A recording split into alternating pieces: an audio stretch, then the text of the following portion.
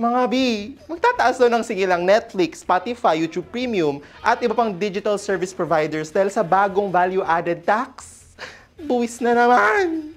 Panoorin yan sa ating balita with Feelings!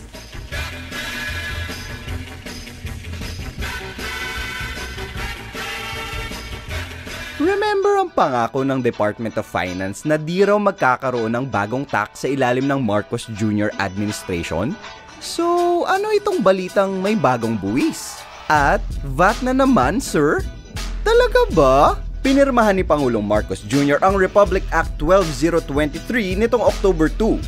Pinapatawan nito ng 12% value-added tax ang dayuhang digital services. Covered ng bagong VAT ang mga serbisyo gaya ng Netflix, Disney+, HBO Go, Google, Spotify, Apple Music at iba pa.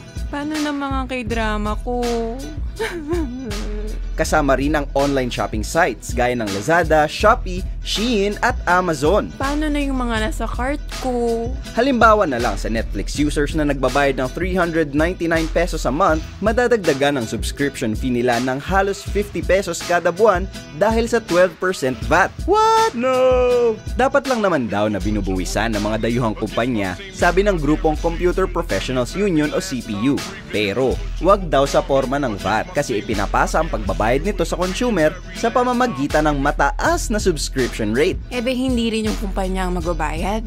Tayo rin? Bakit hindi na lang daw corporate tax ang ipataw para siguradong yung kumpanya ang magbabayad ng buwis? Hindi ka sure. At saan naman daw dadalhin ng gobyerno ang makokolekta nitong pera mula sa VAT?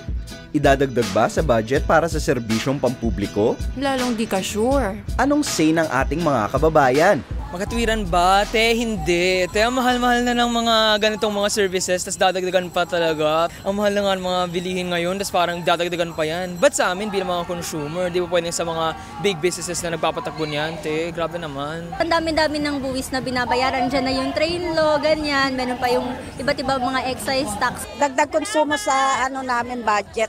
Yung mga mayayaman, dapat sila yung dagdagan ng buwis. VAT naman ganern. Maraming epektibong paraan para pataasin ang revenue ng gobyerno, giit ng CPU.